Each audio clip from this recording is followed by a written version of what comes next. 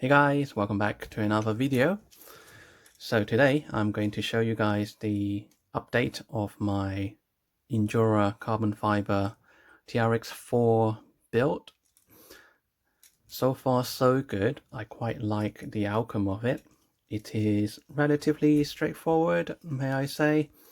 There are some tricky points for sure, because the Injora Carbon Fibre kit doesn't come with any instructions.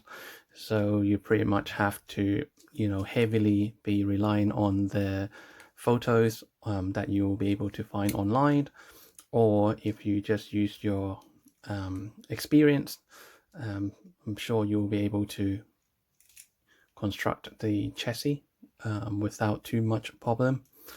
So this one is the original release of the Injora Carbon kit for the TRX-4, and there's version 2 difference. I believe it's just this extra piece of carbon fiber here to attach the panel bar.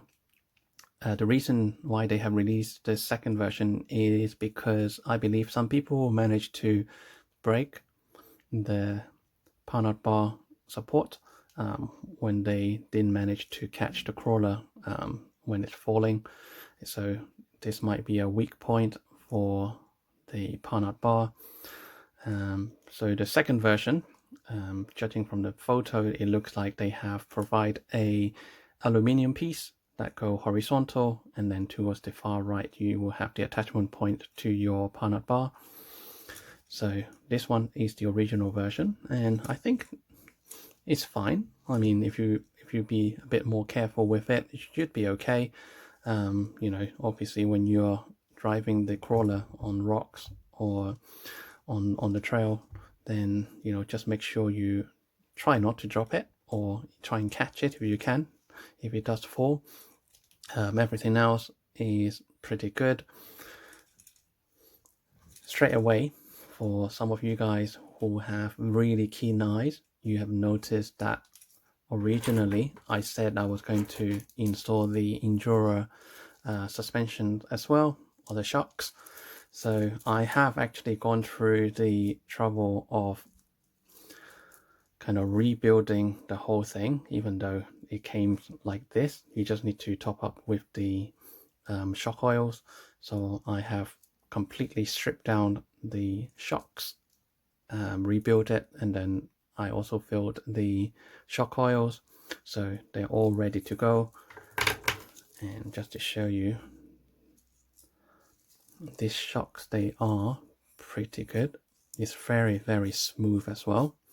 But the reason why I have decided not to use them is because these shocks, I think they are about 11 centimeter or 110 mil in length, so they are quite long.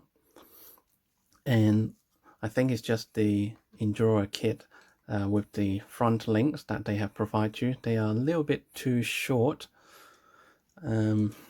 So when you try to use a longer shocks, you kind of messed up the whole geometry. So I find it a little bit difficult when using the longer shocks, because some of the links or the drive shaft seems to bind, and then when I change out to the shorter shocks, then everything seemed to be working fine. This one, I believe they are 9 centimeter, so about 90 mil in length, and I bought these from an online shop. I think the brand is FTX, and I've also tried the internal spring version. I pulled them out from my G-Mate Komodo. They also works fine as well, but I just want to have a bit of bright red color on this rig. Otherwise the whole rig will look pretty dark. It would just be black color if I use the internal shocks from G-Mate. But these shocks, they seemed pretty good. They are very smooth as well, and you can make use of the full travel of the suspension as well. Whereas if I was using the 11 centimeter long shocks, then I think I could only get the shocks to come down to that much, and then I'm not able to make use of the full suspension travel like that. So I have to give up this set of shocks for my future crawlers, I guess, or I might be able to swap them to some of my other crawlers. I'm sure some of them will take the 11 centimeter long shocks. They are very soft. I do like them a lot. Anyway, so coming back to this, the build is fairly easy. Obviously, you can choose whichever shock holes you want to use for the rear as well as the front. I have used these two at the front shock mount for the body post, so I won't be able to fit the suspension points to here, whereas the rear I have the freedom for all of the different positions because the body post is directly mounted to the frame itself. And one thing to kind of bear in mind is where you attach the shocks, it is always good to join with the chassis brace, just like the front here. So that will provide you the rigidity for the shocks, because as you can imagine, if this brace is attached to the last hole right here, and then you have your shocks attached to the first or second point, then when the shocks compress, there might be a bit of flex on the actual chassis, probably very minimal, but you know, it is my preference to have the point, you know, fully fastened, so you make the full use of the shocks and not relying on any of the chassis flex. So just something to be aware when you're building it. And the rest of it, it is quite simple. One thing that you guys might want to kind of get some extra pieces for are some shims. They are relatively cheap to buy. You can get them from Amazon or from your local model store. They come in different sizes, different thickness, and I have to use quite a lot of the small shims because some of the nuts and bolts, you don't want to kind of clamp them directly to the carbon fiber chassis, just to kind of reinforce it a bit. So you do need to add some shims, and apart from the shims, you will need to buy, or you can find some in your garage. That's great. Another thing that you need to buy are some of these hex nuts. I have to use quite a lot of these shape, so they are the second smallest one. They're the M3 hex nuts. I do need to use quite a few of these M3 hex nuts for the chassis. I don't think Injora has provided enough of them for the chassis build, or maybe just my set has some of the hex nuts missing. So, you know, just in case, make sure you have some of the extra M3 hex nuts, as well as the M3 shims. So they are very, very useful. And next, when you are popping the links to the rod end, make sure you get a pair of the kind of shock pliers. So you need this to build your own shocks or the suspension. And this part right here, there, it really helped you to pop those pivot balls into the ball end. So let me show you quickly what I mean.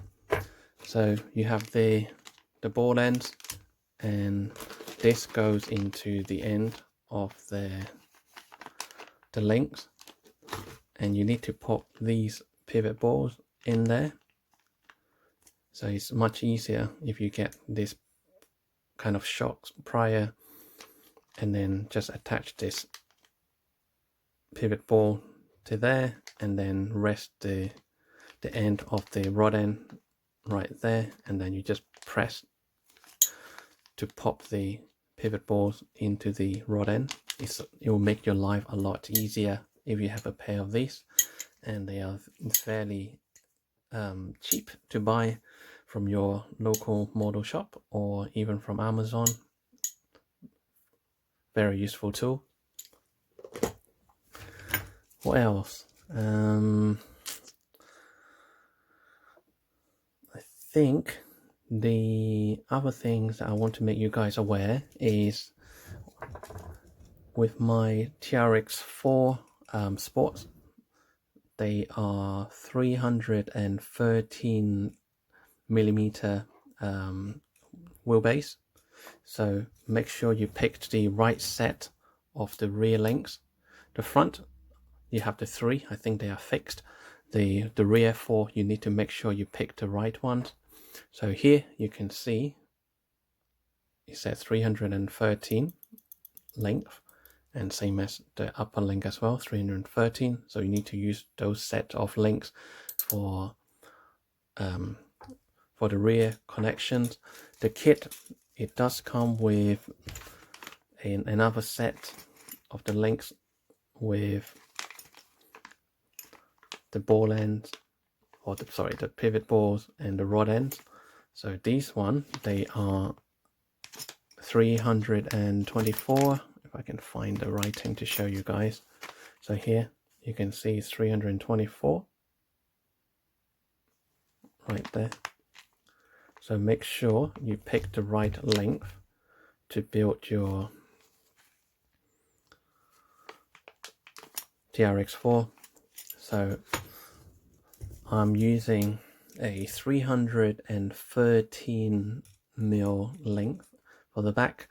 I want it to be slightly shorter wheelbase than my TRX-4 Defender, just to give a slightly smaller turning circle as well. I'm not sure if you'll notice it, but you know, compare 324 mil to 313 mil.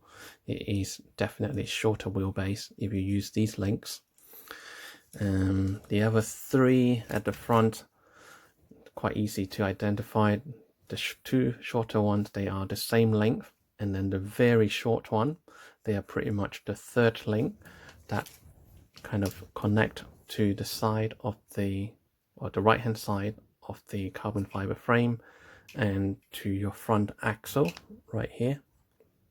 So you get the 3 links plus the panel bar, just like a standard TRX-4. And when you are attaching the bottom links, I mean, for the rear ones, it's quite easy. There's only one hole at the bottom, one hole at the top for the rear links, and same as for the axle connection points. It's quite easy to identify. But for the front, the lower link has got one hole, and same as to the front axle, it has one hole. But for the 3rd link, which is this one here, there are 3 holes on that side. Similar to this side here, you can see there are 3 holes. So you really need to play around the length and identify which hole will give you the correct connection. And for me, the one on the top right corner works the best. It provides the right length. It's quite easy to check, really. If you're using any other holes, it will make the front axle a little bit tighter because of the distance is slightly further to go to the back. And also when you compress the suspension, you will see the whole thing get shift, whereas if you can find the right connection point, the whole thing just works like it should. And you also get the full throttle on each side like this, and also when you compress at the same time, you should get the full throttle. So see here, full throttle on this side, and on this side is also full throttle. So just need to find the right position to connect the third link, and then the rest of them is very easy. One of them connects to the steering knuckle, and then the other end connects to the servo horn. And here you will see I have connected the steering arm or the link, instead of being in between the knuckle here and there. I'm supposed to put this bar here, so it's a bit higher than the front axle, but I don't have the right pivot board width to fit inside this gap, so I've connected it at the bottom for now. But this is not ideal, because when you're driving, this steering link is a bit too low, and I much prefer to have this at this level here. So it's about a centimeter and a bit higher, so any rocks or obstacle is going to hit the pumpkin cover and not the steering link. So I will need to go online and find the right set of the steering links again and get this reconnected and have this removed for sure. So by the time when I finish building the crawler, I should have this rectified. And here you can see I have changed out the diff cover, or the pumpkin cover, to the brass cover made by Injora. This is very nice. It fits really nicely, and it does add some weight to the front axle. The rest of the piece from here to there, that's just the original plastic molding. For the C-hub right here, this C-hub, this is aluminium. I've changed it, and same as the whole portal cover. All of this is aluminium, and same on this side, portal cover and the C-hub, they are aluminium. And for the rear, it is very similar. I have added the brass diff cover by Injora, and then the left hand side and the right hand side portal cover, I have changed them to aluminium, and this one is by Trail, as you can see. And the hex nuts, I'm using the original ones from the TRX-4 Sports. They're quite nice. They're quite heavy as well. And the shocks, as I mentioned earlier, these are made by FTX. They're pretty nice, very smooth shocks. And let me show you the oil that I used for them as well. So the front, I've used 60 weight, and this is from Team Factory or Factory Team. And for the rear shocks, I used the 80 weight. This is very similar setup to my well, all of my other TRX-4, and I think the TRX-4 Defender, I used the same weight oil for that rig as well. And if you guys want to see it, I can show it to you very quickly. Just bear with me 1 second. this one is a lot heavier, and you guys must have seen this in my other video, and it is also the highest viewed video on my channel. And this is the original TRX-4 Defender that I bought, and as you can see, I've changed the hobby wing 2-in-1 or Fusion 2-in-1. I think this is the 1800 kilowatts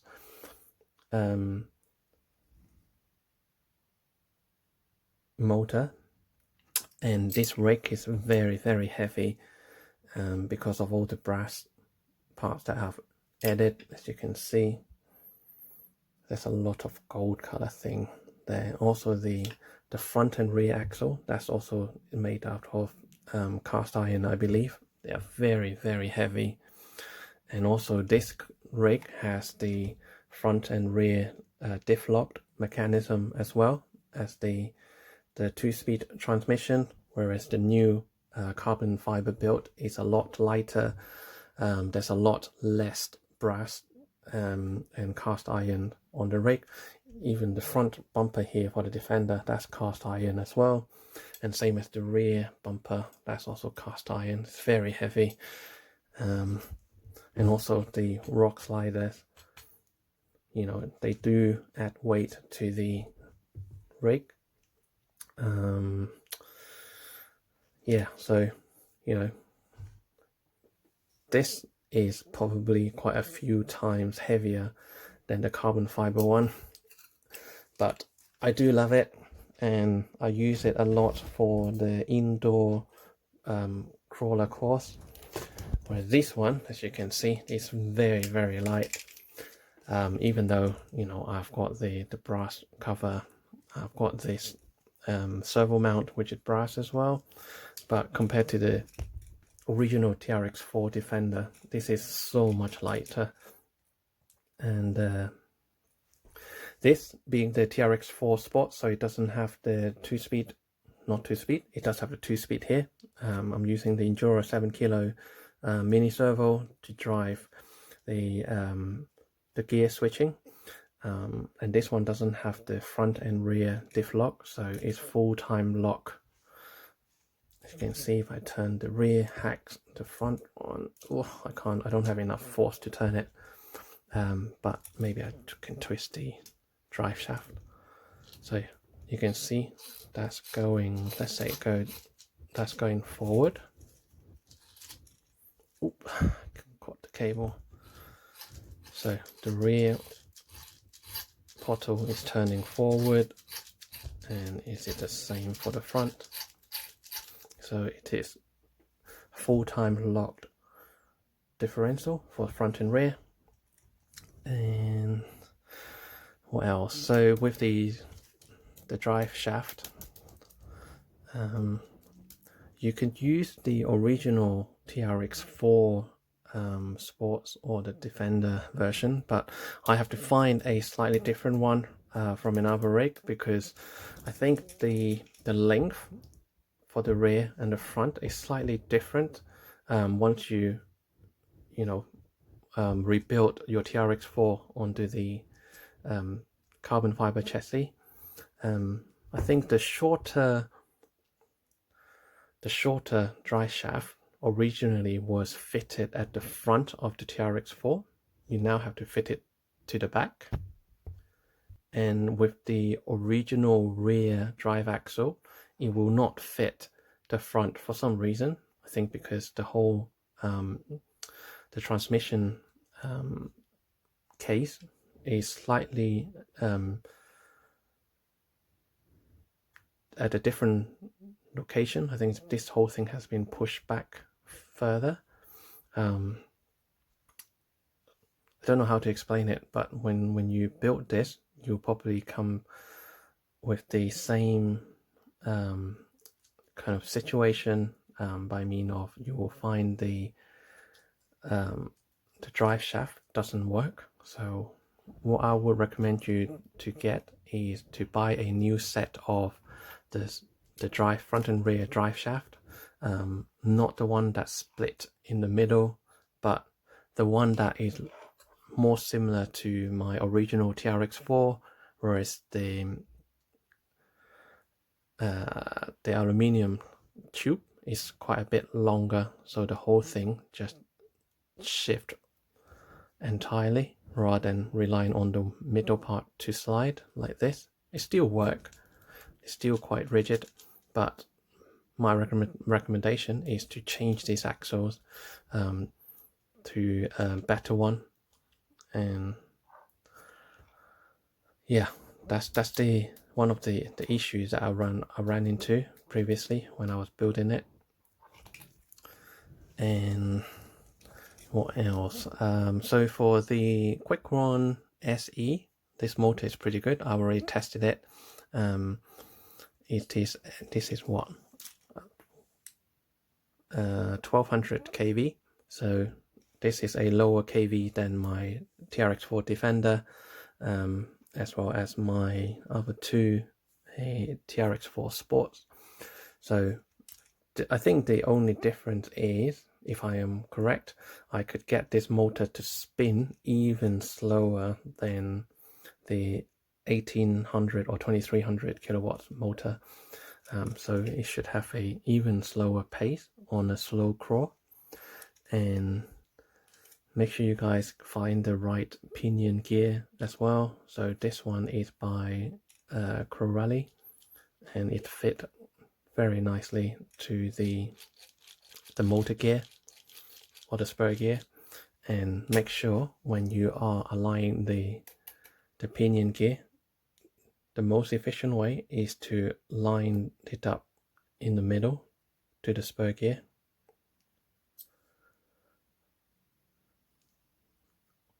But some people might tell you to kind of line it more to the one side. So just in case if you wear out this side, you can easily just remove the spur gear, flip it the other way, and then you can wear the other side as well.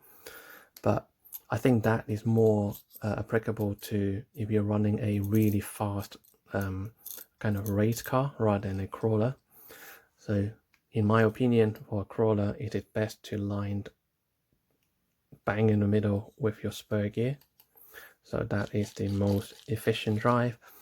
And if you're changing your pinion gear, the perfect location or the tightness between the pinion gear and the spur gear is, you don't want it too tight. You want it to be slightly loose, and that gives you a very slight movement when you do this. So this is the ideal fitment, and you can change that from slightly adjusting the position of the two motor screw, as long as you get that kind of movement once it is fixed. So that would be perfect. And remember to line this up bang in the middle.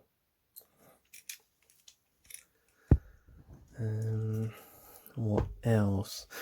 Something that you need to be mindful of is when you build this kit, the original TRX-4, the servo is located here, and with the servo mount or the original TRX-4 servo mount, you won't be able to mount it on this carbon fiber chassis. So you need to buy this kind of front servo mount,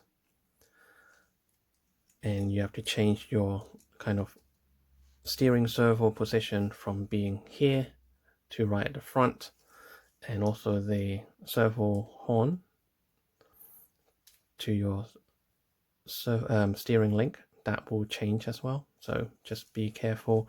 And when you're fitting the panel bar and the steering link, make sure when the suspensions are compressed, nothing is hitting. You still get the full travel and full movement.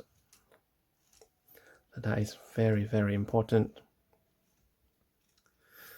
Okay, I think that's pretty much it in terms of, you know, what I've built so far. You know, the cables are still kind of loose at the moment because I haven't even mounted the battery plate. There's another piece of lovely carbon fiber right here that's supposed to go onto, I think it goes directly onto the top of the transmission box or transmission case, and then your battery will sit on top. So I will need to get this fixed to the transmission case as well, and then tidy up the cable, and I think the chassis is pretty much done. Just remember something, when you are installing the screws, if you are using the hex nuts, that's fine. The hex nuts has the sealed at the end to kind of grab the screw to stop it from coming off. But if you are installing a screw directly to another metal part, for example these two screws going into the motor, as well as the pinion gear, there is a small grub screw right there, and something like this, you've got a screw going into another metal part, then it is best to use some stud locker, especially on the moving parts. You don't want the screw to to get undone when you're on the trail track, so make sure you use the stud locker as well. And what else? So going back to the quick run SE motor, so this one doesn't come with the program card, so you'll have to use your own one, or you have to buy this separate. This one, it comes with the Fusion 2-in-1 on my TRX-4 Defender, so I could use this and plug directly to the new SE motor, but the programming is slightly different. This one, you can see it goes up to function 9 with different things, and the Fusion Pro, I think it has more functions, but for the SE it comes with this sticker. So those are the settings that you will be able to get when programming it. So I've already done that to the SE motor, so this is just to show you guys for reference. What's next? I think that is pretty much everything on the chassis. I would like to show you guys the actual wheels and tires that I'm going to put on to this rig. My partner have already seen it.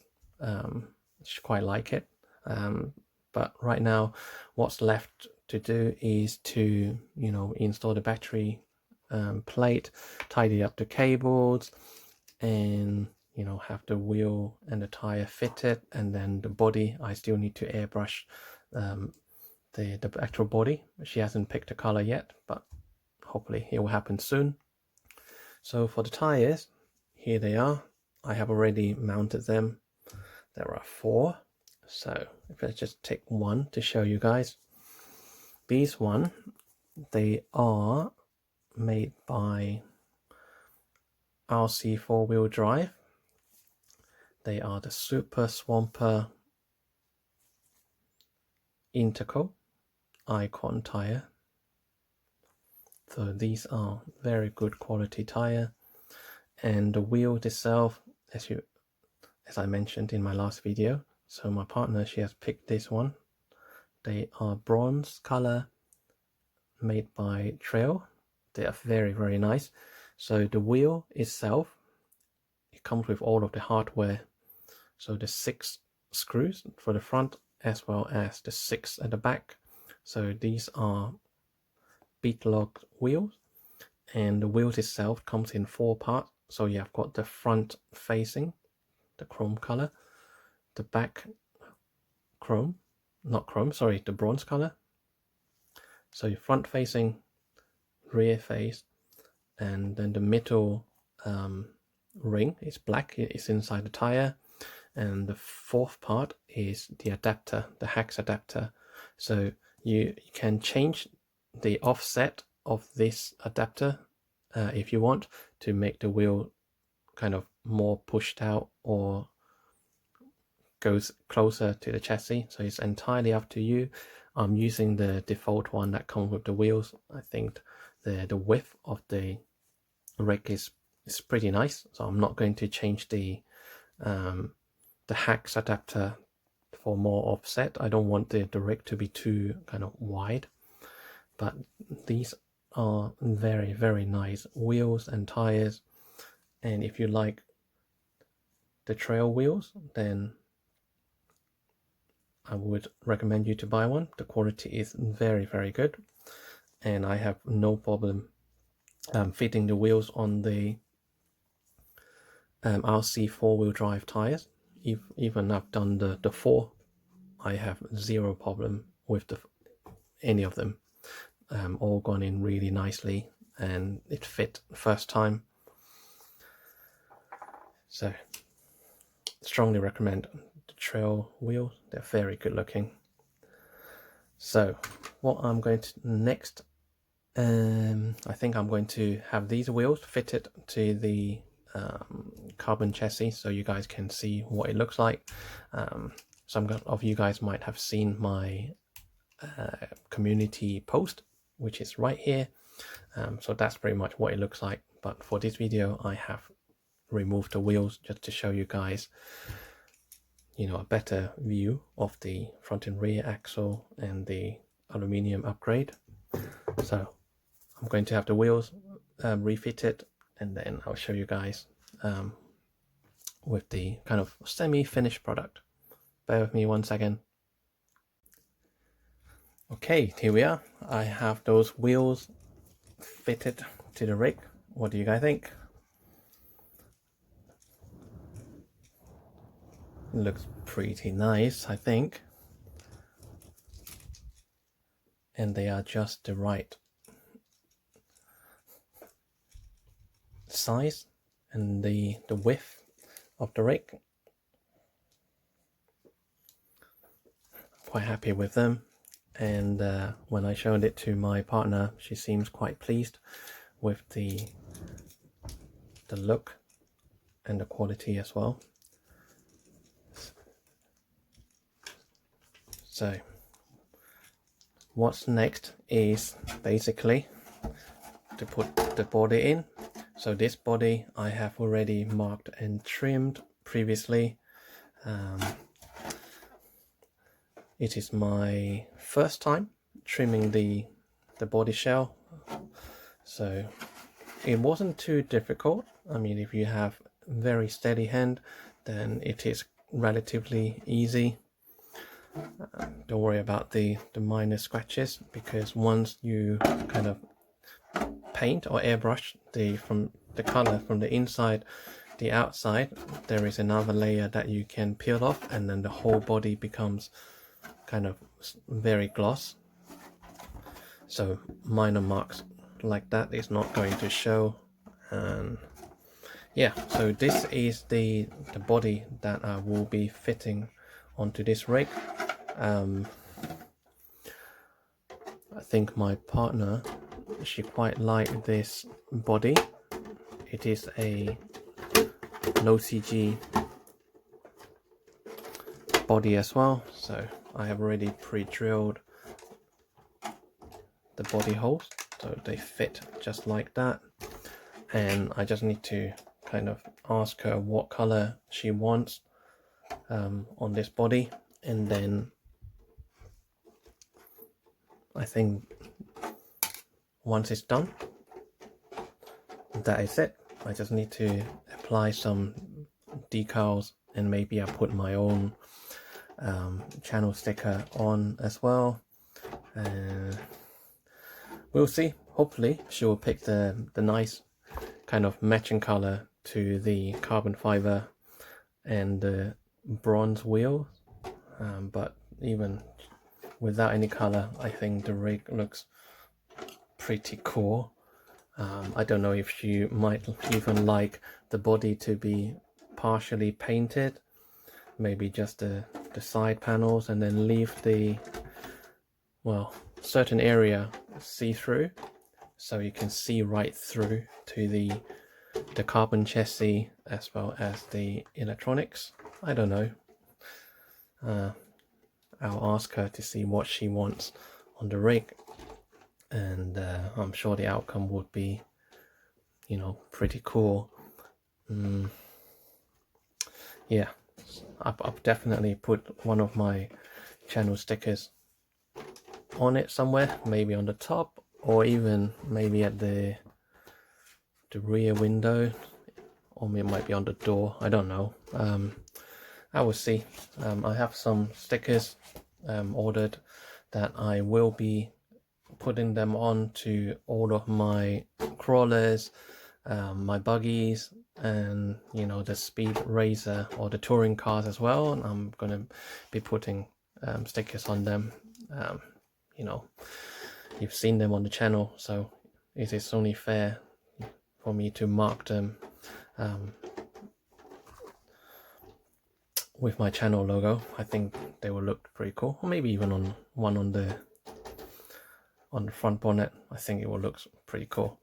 But yeah, you'll probably see it in my next video when the body is fully painted, and I'm sure this is going to be an amazing rig for my partner, and I'm sure she'll have a lot of fun driving this around when I'm out and about. But that's it, guys, for now. Take care, and I will see you in my next video. Bye for now.